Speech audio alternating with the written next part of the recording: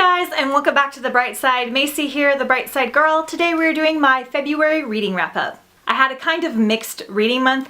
I wound up reading 13 things, but a lot of them were graphic novels and one whole series, and then I squeezed a couple things in at the end of the month. So overall I had a pretty good reading month, but it was a little bit slower than I was anticipating. I know it doesn't sound slow, but you'll see what I mean in a minute. So these are just the books and things that I physically read for February. Stay tuned tomorrow. My February audiobook wrap up will be up. As soon as it's up, I'll post a link down below in the description for you guys. But for now, we're going to move on to my February reads. So first up, I read a total of 8 graphic novels this month. That's part of the reason I said that the reading month was a bit slower, because I didn't read that many physical books, at least for my average.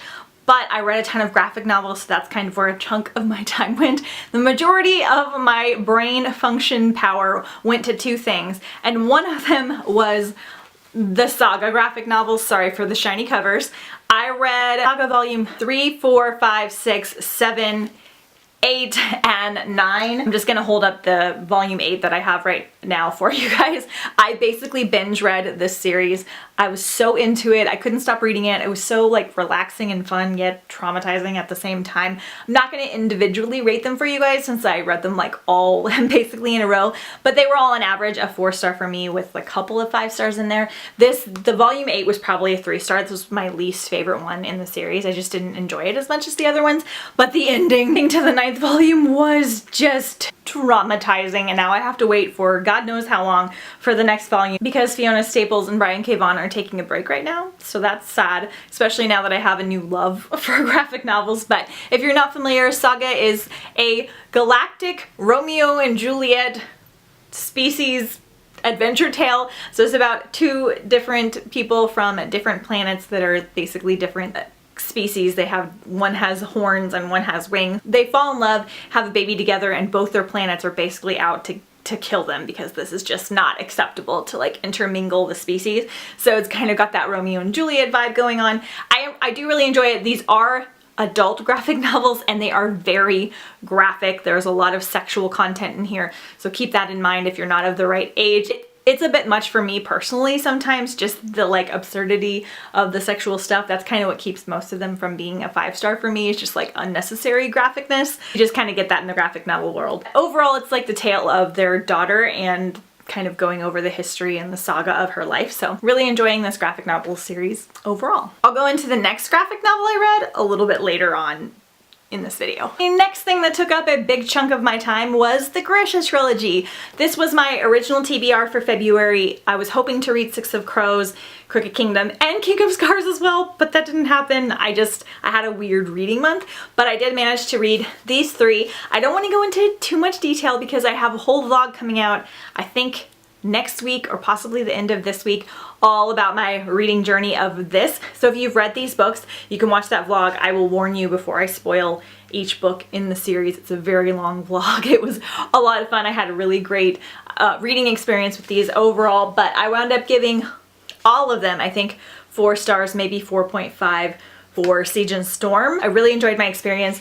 I thought they were very quick reads, very easy to follow, a love to hate bad guy, a interesting romance. Our main character was super badass and really, really fun and sassy and really fun. Reminded me a lot of the first Snow Like Ashes books, to be honest, at least like the vibe of the story. So I enjoyed this fantasy world. This is a Russian-inspired fantasy world where there are Grisha, who are basically like the magicians in that world. They have magical powers, and it is about our lead character, Alina, and her growing up in this world and finding out some things about herself and her friend Mal, and just, I don't want to give spoilers away because that's all I wanted to know personally. So hopefully that vlog will be up soon. Again, I will post that down below in the description when it is posted. It's not up yet, but I did it. I'm finally part of the Grisha verse. I can finally fangirl out with you guys.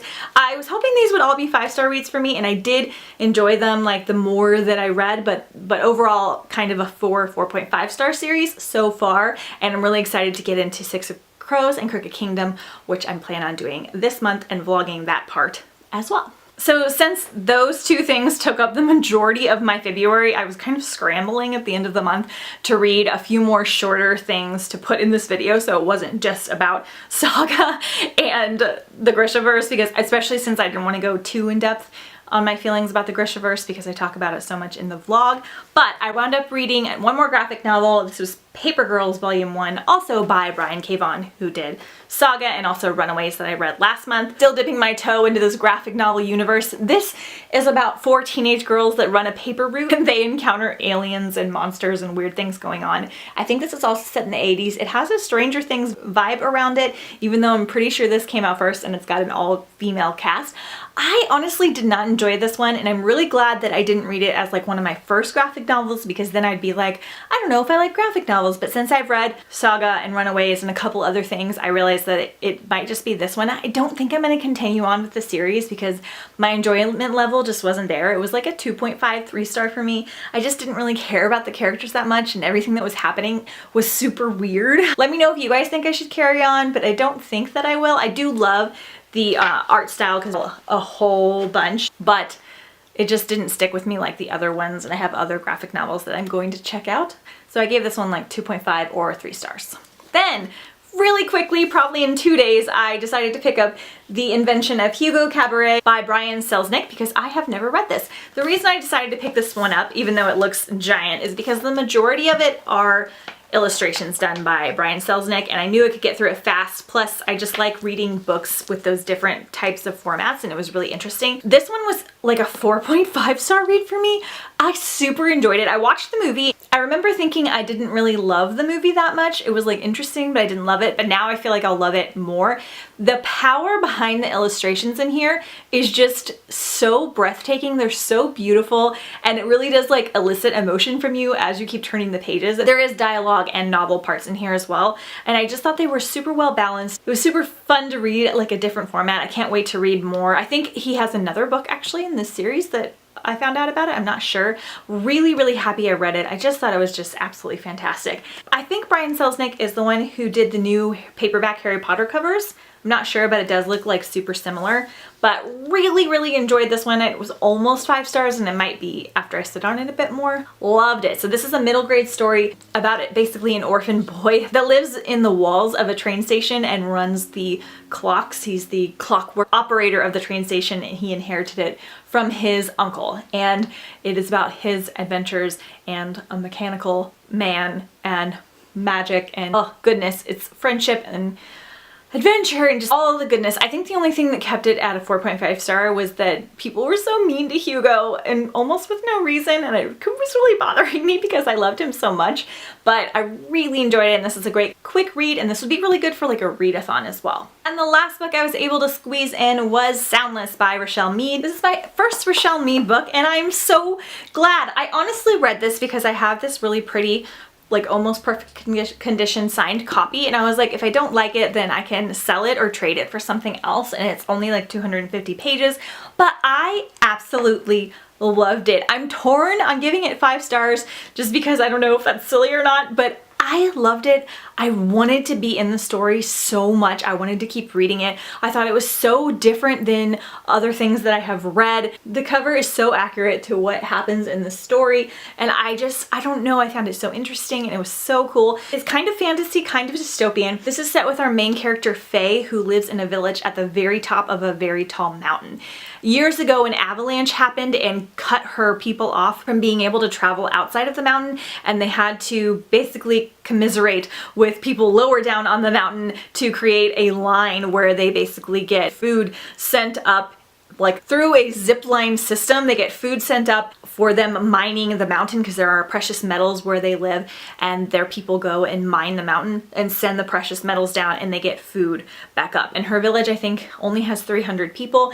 They have never been around anyone else, and the really unique thing about this is that everyone is deaf. Her people gradually became deaf over the past few decades or so, and everyone in the village is deaf, so they communicate with sign language and pictures. And there are different tiers, so there are the lower levels that work in the mines, and there are the higher levels that are considered more elite, that are like artistic and thing. Our lead character, Faye is an artist and she draws and paints the news for the town. So they draw and write and paint, and then they present this at the end of every day or something like that, and the town can see what the news is. So she observes people and then paints and draws them.